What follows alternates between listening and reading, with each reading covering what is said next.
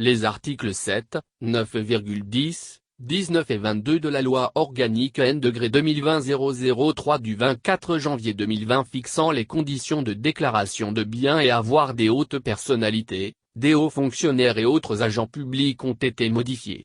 Le seuil des biens et avoirs à déclarer a été supprimé alors que le gouvernement a introduit une déclaration par Internet et la possibilité pour le Conseil des ministres d'orienter l'application de cette loi. Le gouvernement montre encore sa réticence à promouvoir la lutte contre la corruption.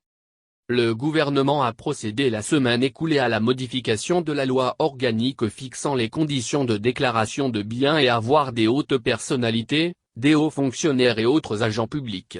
Les modifications portent sur les articles 7, 9, 10, 19 et 22 de la dite loi.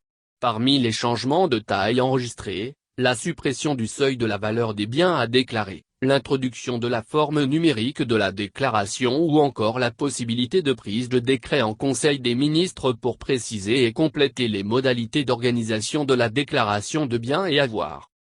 Pour être plus précis, l'article 9 nouveau porte la suppression du seuil des biens et avoirs à déclarer alors que dans l'ancienne mouture de la loi, les biens et avoirs valant 200 000 FCFA ou plus doivent être déclarés. Sont obligatoirement déclarés les biens et avoirs d'une valeur supérieure à 200 000 francs CFA, précise l'ancien article. En plus de cette suppression, le gouvernement a ajouté à la dite loi organique la possibilité de déclaration des biens par Internet comme le précise l'article 10 nouveau. La déclaration de biens et avoirs est faite sous forme physique ou numérique. Enfin, l'ancien article 22 qui dispose, la présente loi organique sera exécutée comme loi de l'État, et remplacée par un autre dans lequel il est dit que des décrets en Conseil des ministres précisent et complètent, au besoin, les modalités d'organisation de la déclaration de biens et avoirs. Était-ce encore nécessaire de procéder à une relecture de cette loi dont le processus est lancé il y a bientôt 2 ans? D'aucuns diront oui, mais en réalité, la plupart des modifications apportées ne contribuent pas forcément à la consolidation du processus de déclaration des biens et avoirs. Déjà, la suppression du seuil de la valeur des biens et avoirs à déclarer crée une situation de confusion, puisque les personnes assujetties à cette déclaration ne sauront plus sur quel pied danser. Certes, une brèche a été ouverte par la possibilité de compléter la dite loi par la prise de décret en Conseil des ministres, mais cela montre en réalité que Forgnal-Simbé et comparses n'ont pas encore décidé. Que cacher? Que déclarer? Telle est sans doute l'équation à laquelle ils sont confrontés. Et pour couper court, ils ont décidé de laisser cette partie en suspens, quitte à la compléter quand ils auront les idées plus claires. Mais il y a un réel danger, c'est que le Conseil des ministres ne décide jamais d'une assiette des biens et avoirs et laisse les personnes concernées décider elles-mêmes. Cela permettrait de cacher une grande partie des biens et avoirs acquis par les détournements des deniers publics. L'hypothèse d'un seuil trop élevé est également envisageable. Le Conseil des ministres aura tout le loisir pour décider en faisant attention au patrimoine de qui on sait. Que dire de la déclaration en ligne? C'est tout simplement hallucinant.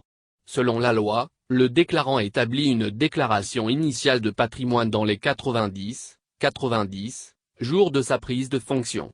Une nouvelle déclaration initiale est établie, dans les mêmes conditions, à chaque nouveau mandat ou fonction intervenant en cours d'année. La déclaration finale doit intervenir dans les 90 jours suivant la cessation du mandat ou des fonctions, renseigne l'article 11.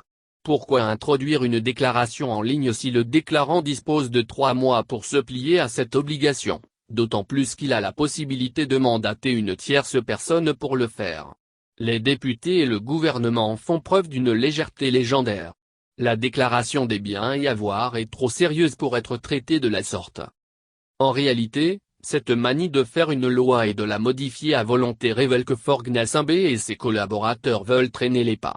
Étant de la minorité qui accapare les richesses du pays, ils n'ont décidément pas intérêt à aller vite. Pourtant, ils ne cessent de chanter leur prétendue volonté de lutter contre la corruption. Et puis, dans d'autres pays, les plus hautes autorités rendent public leur patrimoine. Au Togo, il est soigneusement dissimulé, sans doute parce que mal acquis. Pour que cette loi entre en vigueur et que les biens et avoirs soient déclarés, il faut encore franchir plusieurs étapes que les autorités ont transformées en obstacles.